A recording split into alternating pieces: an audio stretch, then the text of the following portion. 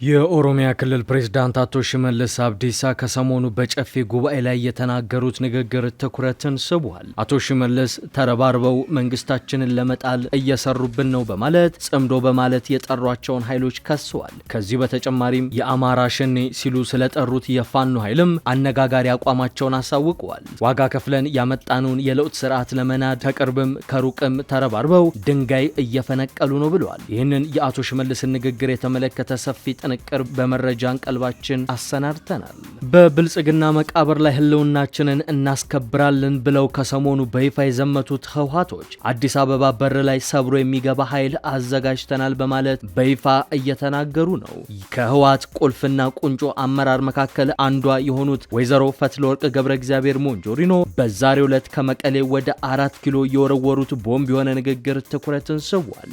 አመራሯ አዲስ አበባ ለመግባት ፋኖና ኦነግ ሸኔ መንገድ ላይ ይጠብቁናል የሚል አነጋጋሪ አስተያየታቸውን የሰጡት ተሰሙታላችሁ። ቀይ ባህር ላይ የታወጀው አዲስ አዋጅ ተግባራዊ መሆን ጀምሯል። የኢራን የጡት ልጅ ነው የሚባልለት የሃውቲ አማጺ ቡድን ቀይ ባህር ላይ የሳውዲ መርከቦች እንዳያልፉ ማገዱ አይዘነጋም። ዛሬ አመሻሽ ላይ ሮይተርስ ባወጣው መረጃ ታዲያ ሃውቲዎች ከሳውዲ የተነሱ 2 ግዙፍ ነዳጅ ጫኝ መርከቦችን በቀይ ባህር እንዳያልፉ ማገዳቸው ተረጋግጧል። የከበረ ሰላምታችን በያላችሁበት የዓለም ዳርቻ ይድረሳችሁ። የተወደዳችሁ የአንድ አፍታ ሚዲያ ቤተሰቦች ለምሽት የተደመጡ መረጃዎችን አጠናቅረን መተናል። እንደተለመደው እስከ መረጃዎቻችን ፍጻሜ ድረስ አብራችሁን ትቆዩ ዘንድ ግብዣችን ነው። ወደ ዝርዝር ዘገባዎቹ እናምራ።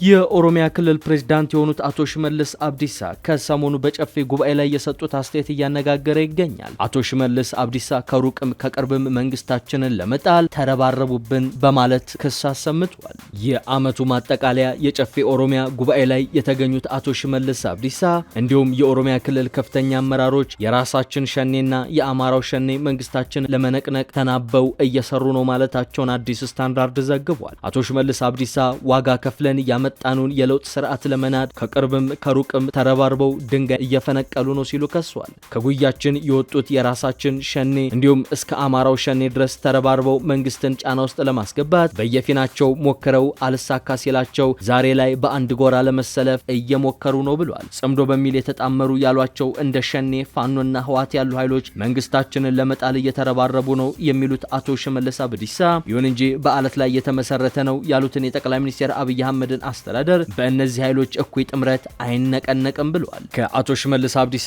በተጨማሪ የኦሮሞ ብልጽግና ኃላፊ የሆኑት አቶ ከፍያለው ተፈራ የፋኖ አማጺዎች በክልሉ ችግር እየፈጠሩ ነው ብለዋል። አቶ ከፍያለው ለጨፌው በሰጡት ማብራሪያ የራሳችን ነው ያሉት ኦሮምኛ ተናጋሪው ሸኔና አማርኛ ተናጋሪው ሸኔ በክልላችን ችግር እየፈጠሩ ነው በማለት ከሰዋል። ኦሮሚያ ክልል ውስጥ ዘልቆ የገባና የራሱ ኦሮሞ ታጣቂ ኃይል ሸኔ አሁንም የክልሉን የጸጥታ ችግር ለማባባስ እየሰሩ ነው የሚሉት አመራሩ ታጣቂ ኃይሎቹ መንግስትን ችግር ውስጥ ለመክተት የተሻላቸውን ያክል እየሞከሩ ነው። እስካሁን በጸጥታ ኃይሉ ጥንካሬ ተመተዋልም ብለዋል።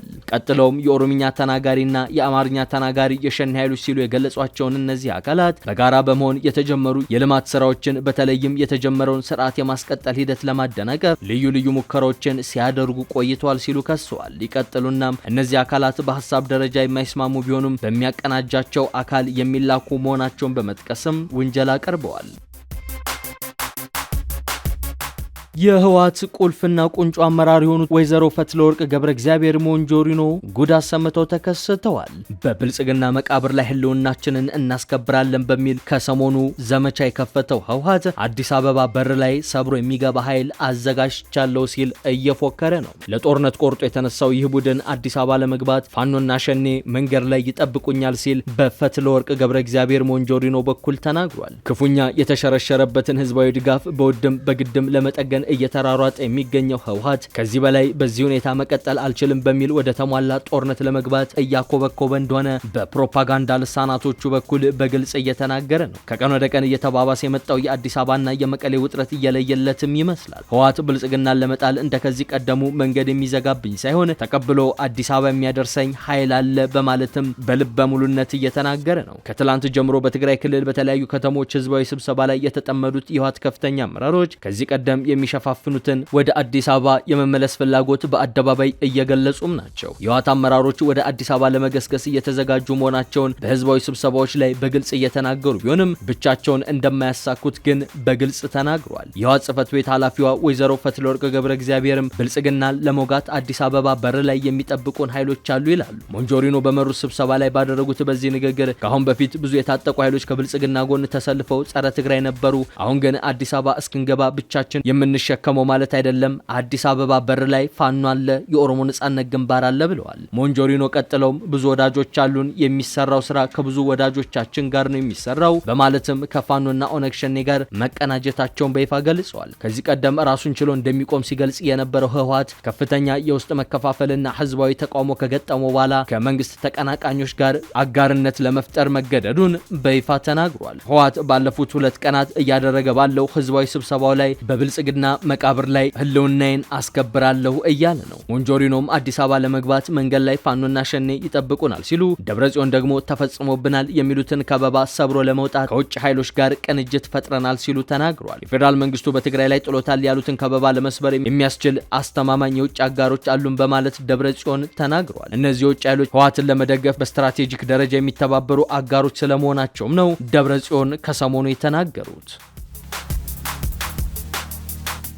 ህወሓት ያወጣውን የወታደራዊ ግዳጅና የሞት አዋጅ ተከትሎ በዛሬው ዕለት አንድ አዲስ ሪፖርት ይፋ ሆኗል። ህወሓት በሰኔ ወር ያወጣውንና የህዝብን ደህንነትና ህልውና ለመጠበቅ በሚል የተሰየመው አዋጅ ቁጥር 366 ከኢትዮጵያ ህገ መንግስትና ኢትዮጵያ ካጸደቀቻቸው ዓለም አቀፍ የሰብአዊ መብት ስምምነቶች ጋር በርካታ ግጭቶች እንዳሉበት ነው የወጣው የህግ ዳሰሳ ሪፖርት ያመላከተው። ቅድሚያ ለሰብአዊ መብቶች የተባለው ገለልተኛ የሲቪል ማህበረሰብ ድርጅት ያጠናውን ባለ 60 ገጽ ሙሉ የህግ ግምገማ መሰረት በማድረግ ባወጣው መግለጫ አዋጁ ወደ ኋላ ተመልሶ የሚፈጸም የወንጀል ቅጣትን የሚያካትት የሞት ቅጣትን በስፋት የሚፈቅድና የዜጎችን የሐሳብ ነጻነት የሚገድብ በመሆኑ አስቸኳይ የህግ ማሻሻያ ያስፈልገዋል ብሏል። ድርጅቱ ያወጣው ይፋዊ ሪፖርት እንደሚለው አዋጁ ከሰሜን ኢትዮጵያ የጥቅምት 2013 ጦርነትና ከፕሪቶሪያው ስምምነት ማግስት በክልሉ የተከሰቱትን የጸጥታና የመልሶ ግንባታ ተግዳሮቶች ለመፍታት የወጣ ቢሆንም የያዛቸው የህግ ድንጋጌዎች ግን ከህግ የበላይነት መርሆች ጋር በእጅጉ ይጋጫሉ ይላል። በሪፖርቱ ላይ ከተጠቀሱት 7 ዋና ዋና የስጋት መስኮች መካከል የመጀመሪያውና እጅግ ከባዱ ድንጋጌ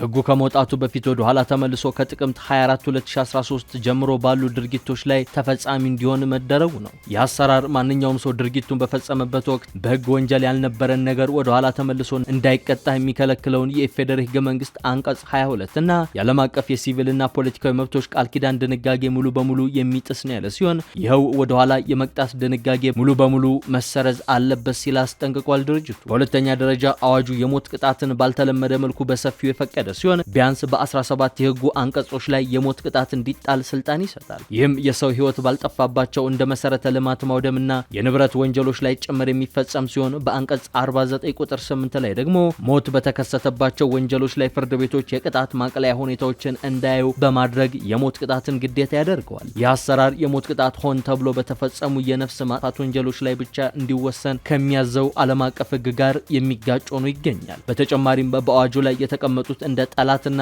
በህዝብ ህልውና ላይ የሚፈጸም ወንጀል ያሉ መሰረታዊ ቃላት ትርጉማቸው በጣም ሰፊና ግልጽነት የጎደለው በመሆኑ በጋዜጠኞች፣ ተቺዎች፣ ምሁራንና ተራ የኢኮኖሚ አንቀሳቃሾች ላይ ህጉ አላግባብና በዘፈቀደ ጥቅም ላይ እንዲውል በር ይከፍታል ተብሏል። በተለይም ትግሉን ማዋረድ፣ ህዝብን ወይም ምልክቶችን ማሳነስና የሐሰት ወሬዎችን ማሰራጨት የመሳሰሉ የንግግር ወንጀሎች እስከ 25 ዓመታት በሚደርስ እስራትና የቪዲዮ ወይም ሚዲያ ፈቃድን በመሰረዝ የሚያስቀጡ በመሆናቸው በህገ መንግስቱ የተጠበቀውን የሐሳብን በነጻነት የመግለጽ መብት ክፉኛ ያዳክማሉ ተብሎ ተለይቷል። የፍትሃዊ ፍርድ ሂደት ዋስትናዎችን ከማዳከም አንጻርም ህጉ የዋስትና መብትን በገንዘብ መቀጮ ብቻ ለሚያስቀጡ ወንጀሎች ጭምር መከልከሉ፣ ተከሳሽ በሌለበት በአንድ የጋዜጣ ማስታወቂያ ብቻ ፍርድ መስጠት መፍቀዱ፣ ስማቸው ባልታወቀ ምስክሮች ቃል ላይ ተመስርቶ መፍረድና ያለ ፍርድ ቤት ትዕዛዝ በአስፈጻሚው አካል ትዕዛዝ ብቻ ሰዎችን መያዝና መበርበር መቻሉ የዜጎችን መሰረታዊ መብት አደጋ ላይ የሚጥልስ ነው ሲል በዳሰሳው ገልጿል። በበጎ ጎኑ አዋጁ በቅድመ ምርመራ ወቅት ተከሳሾች ጠበቃ የማግኘት መብታቸው መከበሩ፣ ከባድ የፍርድ ውሳኔዎች በይግባኝ ሂደት ላይ እያሉ ታግደው መቆየታቸውና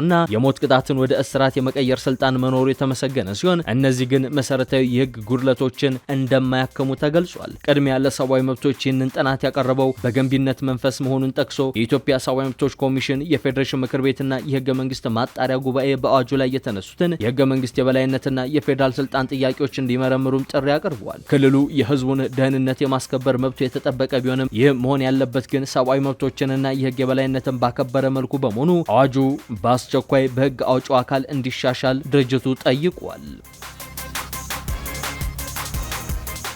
በቀይ ባህር ላይ ዘመቻ ያወጁት አማጺዎች ከሳውዲ የተነሱ ሁለት ግዙፍ የነዳጅ ጫኝ መርከቦችን እንዳያልፉ ማገዳቸው ተሰማ። ከሳውዲ አረቢያ ነዳጅ ጭነው በቀይ ባህር በኩል ሲቀዝፉ የነበሩ ሁለት ግዙፍ መርከቦች ከየመን ታጣቂ ቡድን ሀውቲ በተሰጣቸው ማስጠንቀቂያ ምክንያት አቅጣጫቸውን እንዲቀይሩ መደረጋቸው ተዘግቧል። የሳውዲ የነዳጅ ምርት ጭነው ወደ ቻይናና ህንድ ሲጓዙ የነበሩት ሁለቱ መርከቦች ወደ መጡበት የተመለሱት ሀውቲዎች በሳውዲ አረቢያ ላይ የባህር እንቅስቃሴ እቀባ መጣላቸውን ካሳወቁ በኋላ ነው። ከሳውዲ ጋር በጠላትነት የሚተያዩት የኢራን የቅርብ ወዳጅ የሆኑት ሀውቲዎች ማንኛውም ወደ ሳውዲ የሚያቀናና ከሳውዲ ወደቦች የሚነሱ መርከቦችን ኢላማ እንደሚያደርጉ አሳውቀዋል። ሮይተርስ የዜና ወኪል እንደዘገበው ከሳውዲ የተነሱት ሁለቱ መርከቦች ከሀውቲ ታጣቂዎች ማስጠንቀቂያ በኋላ ወደ ደቡባዊ የቀይ ባህር መስመር መጓዛቸውን በመተው ፊታቸውን በማዞር ወደ ሲዩዝ ካናል አቅንተዋል። አሜሪካና ኢራን በሚያደርጉት ጦርነት በሆርሙዝ ወሽመጥ ላይ ኢራን በፈጠረችው ስጋት የተናጋው ዓለም አቀፍ የነዳጅ ዘይት አቅርቦት የዋጋ ጭማሪ ያስከተለ ሲሆን አሁን በቀይ ባህር ላይ የተፈጠረው ስጋት የበለጠ ቀውሱን ያባብሷል ተብሎም ስጋትን አንብሯል። በሁቲዎች ወደ መጡበት እንዲመለሱ ከተደረጉት መርከቦች መካከል ዢሎንግ ያንግ የተባለው እጅግ ግዙፍ ነዳጅ ጫኝ መርከብ 2 ሚሊዮን በርሜል ነዳጅ ጭና ሰኞ ዕለት ከሳውዲ የቀይ ባህር ዳርቻ